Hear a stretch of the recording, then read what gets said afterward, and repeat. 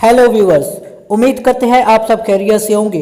करण उस्मान के आने वाले एपिसोड के अंदर हमें फ्री का खात्मा होते हुए दिखाया जाएगा, लेकिन ट्रेलर के अंदर ये नहीं दिखाया गया कि उसका खात्मा कैसे होगा, कौन करेगा उसका खात्मा और उसके लिए कैसा जाल बिछाया जाएगा।